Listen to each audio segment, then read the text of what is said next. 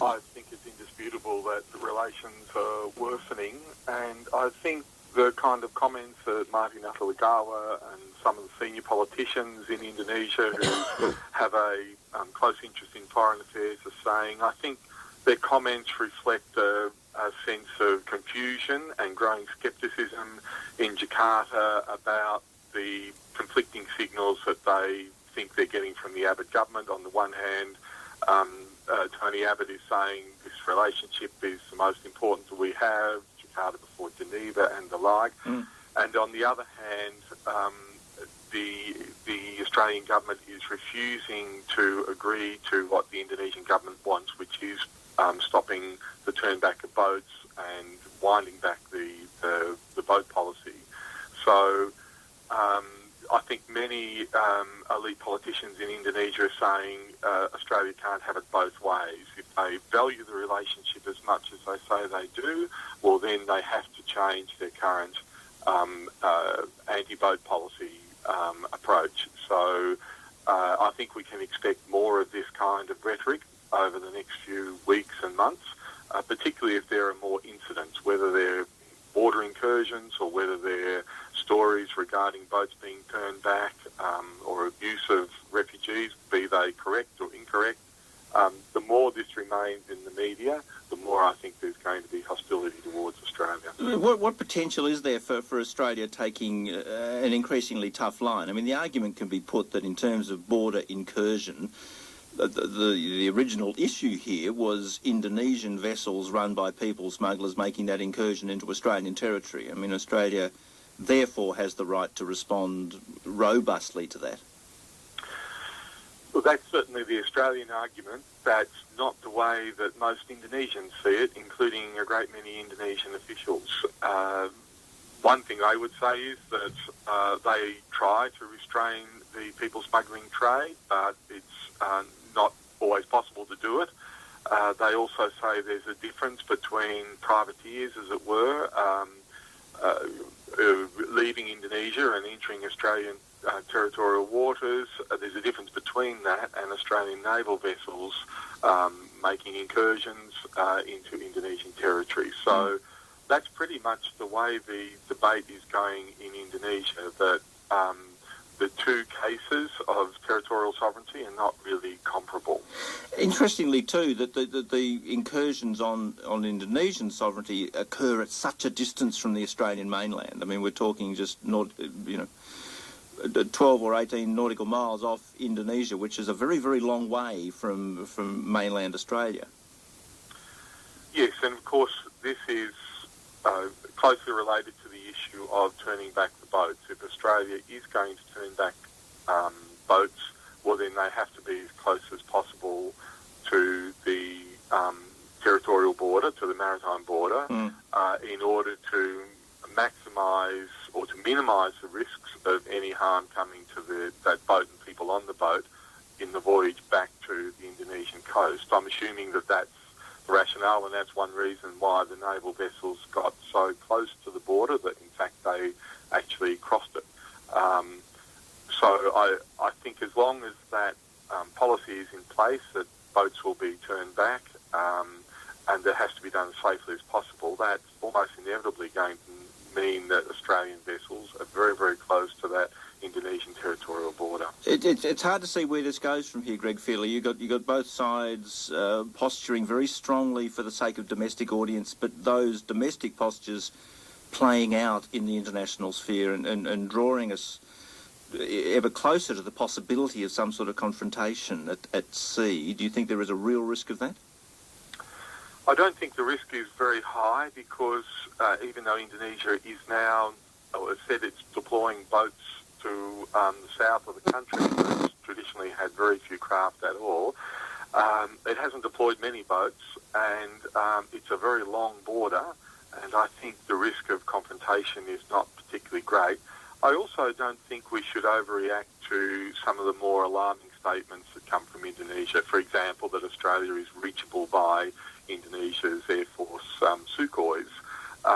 Technically that may well be true, but I don't think anyone seriously considers that Indonesia would deploy those Air Force resources, or indeed would want to have some kind of naval confrontation with Australian boats.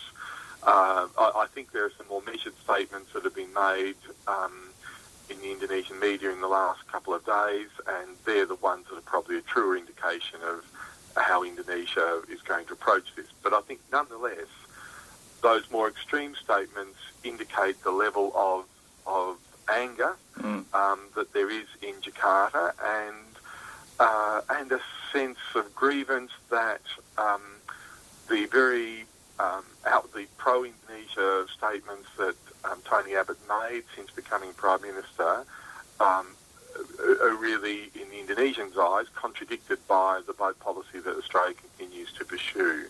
So I think that's going to be a major problem for the Abbott government in the months to come. Greg Fairley, thanks for your time this morning. My pleasure, Jonathan. Greg Fairley, he's Associate Professor, Senior Fellow in Indonesian Politics at the ANU. We'll pursue that issue of Australia and Indonesia relations in more depth with our political panel, Michelle Grattan and Paul Bongiorno, in just a moment, 15 minutes away from 8. Across Affairs Editor for Network 10, welcome to you both. Good morning. Hi, Jonathan. And of course, you'll both be back with your regular host next week for your regular spots with Fran Kelly when she returns after Tuesday. So it's just a warm-up for you both, get back in the swing. Now, Indonesia, Michelle, as we've just heard, it's tense. There is anger, and there's a fair bit of, I think, stubbornness around position on both sides. We're going to have to pedal fairly hard, do you think, to defuse this, or is that not the intention of the Abbott government? I think the Abbott government is somewhat conflicted. On the one hand, it is absolutely determined to stick to its tough line on boats, and of course that is having an effect. There have been no arrivals for some weeks. On the other hand, it does appreciate the importance of the relationship with Indonesia, and it doesn't want to fracture that more than it's fractured already. It's very hard to see how it now proceeds. I think it needs to do a lot of diplomacy behind the scenes, and the spokesmen and women for the government need to be particularly careful with their words. For example, Tony Abbott has come under some criticism for his remarks earlier in the week, where he was trying to send a strong message about Australian sovereignty, but made the message harsher by not very good choice of words. But it is a problem that's not going to go away in the short term. The relationship has been damaged. We've been through these cycles before, but nevertheless, it takes a while to come back. I mean, there's some commentary around today, Paul Bongiorno, saying that from an Indonesian perspective, they are perhaps seeing that we're almost intent on creating this escalation and these tensions for the sake of Australian domestic interests. Does any of that ring true to you?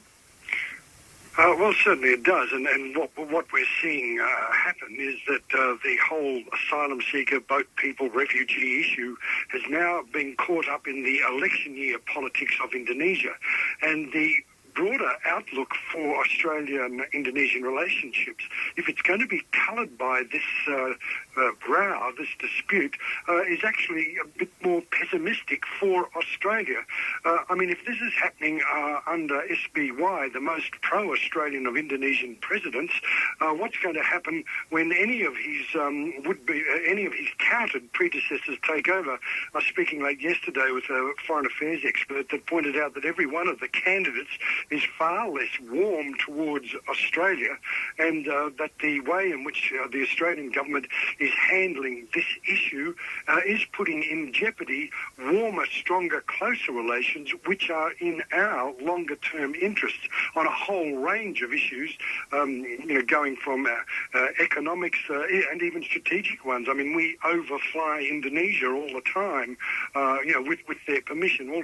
There are so many factors, so many issues in play here, and it's not It's not by accident that Tony Abbott made Indonesia front and centre, more Jakarta, less Geneva, because all sides of politics in this country know the crucial importance of Indonesia. So we're seeing short-term political gain. We are seeing great success. Probably we could argue it's a combination of Labor and Liberal policies in terms of stopping the boats. But what we're seeing is very risky politics, and far from delivering closer, warmer, better relations with Indonesia at this point of time, we're heading at a rapid rate of knots in the opposite direction. And it might, Michelle Grattan, have some interesting twists and turns to come. There was an interesting piece written by the former very senior Mandarin John Menadue in the past week, talking about the prospect of Peter Cosgrove being appointed as our next Governor-General, which is much talked about and may in fact happen next week. Now, Peter Cosgrove, of course, was the military commander who led the Interfet forces against the Indonesian military in East Timor in 1999. He's not someone who is looked fondly upon in Indonesia. I mean, I guess, look, it gives you a sense of the risks we play, making someone like that a head of state, how that might play out in Indonesia, whether that matters to it or whether that's a significant thing, Michelle. Well, I think that's a bit of a long bow. Certainly, I think Peter Cosgrove is about to be announced as our new Governor-General, and that very much fits in with the centenary of the First World War and the whole emphasis on the Australian military role that we'll be seeing in the next few years. And he is a very popular figure, I think, in the community, and was much regarded for his role in East Timor. The Indonesians mightn't like that, but they'll take a different view of him, but I think in the overall scheme of things, that's a pretty minor factor in the relationship. Now, also, Michelle, you wrote today in the conversation that Tony Abbott today, rather in his Australia Day message coming up this weekend, will repeat his commitment to amending the Constitution, recognising Aboriginal people. This is a tough balance for him, not only in a public cell, but in the internal dynamics of his party as well. It is going to be a tough issue for him to land successfully, very tough. He's very committed to trying to get this constitutional amendment through. It's going to be a long process. Labor, of course, was also committed, but in the end had to just put off a referendum because it couldn't get support for the wording. The wording that was suggested by the expert panel was just too radical to win general bipartisan support. Tony Abbott's challenge will be to get his Conservative base, if not on board, at least neutralised on this issue. And I think he will run into some difficulties within his own ranks, not just a few in the parliamentary party, but also in the wider party organisation, sceptics, and also sceptics in the Conservative base more generally. And the bar, of course, for a referendum is very high, yes, and the record is very bad. You've got to get an overall majority of states. And we've had a poor record over the years. Only a minority of referendums have, in fact, passed. The one shining light, of course, in this, is that the 1967 referendum, which gave the federal government power to legislate for Aborigines in the states, passed overwhelmingly, with which is the biggest vote ever. Potentially encouraging. That is encouraging, but other signs show that it's going to be a hard fight for Tony Abbott. Just finally, Paul Bongiorno, I mean, it's an interesting issue because in a lot of respects it's going to be one of the fascinating things to watch in politics in this year to come, is how those tensions within the Conservative base play out in federal politics.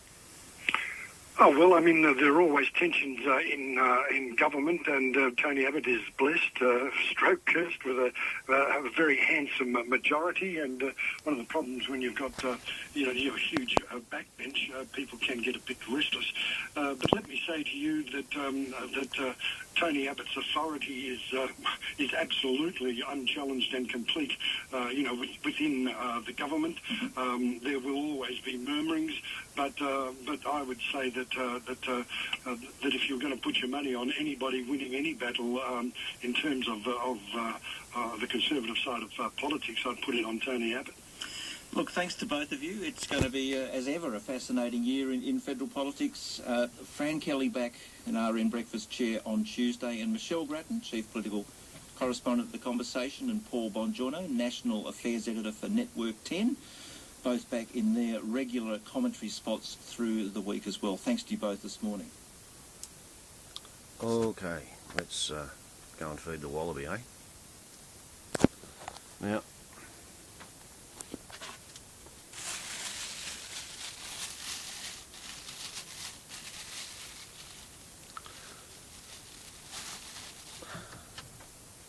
so Tony Abbott simultaneously, he's going to tow boats back, he's going to be friends with Indonesia, he's going to maintain Australian sovereignty,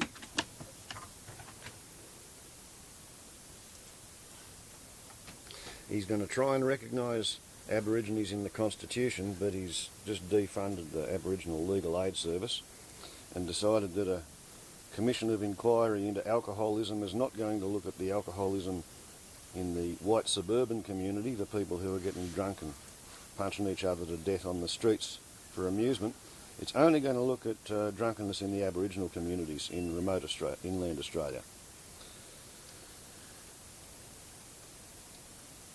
There's a shit fight going on at the moment about how refugees have shown up in Indonesia with burnt hands, saying that they were ordered to hold hot parts of the engine.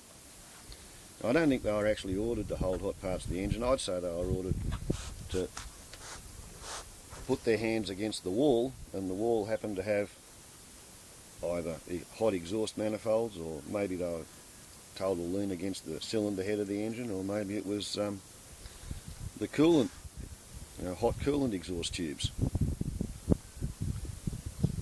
But the idea of making Cosgrove the Governor-General, which means he's the titular head of the Australian military forces, he was the bloke who led the Australian military effort to kick Indonesia out of East Timor, making him the Governor-General, that's not going to go over well in Indonesia. If the Indonesians are already talking about how their Air Force can reach Australia, I think it won't be too long before there is an incident on the Indonesian border involving the Indonesian and Australian military forces, and then Tony Abbott will have himself an actual shooting war on his hands. And I don't think Australia's going to win that one. 22 million versus 225 million.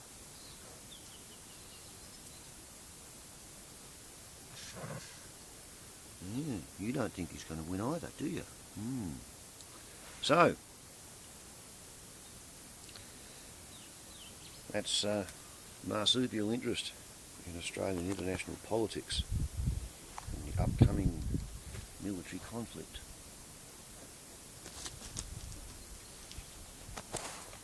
Warbles on a lot to YouTube. Ciao.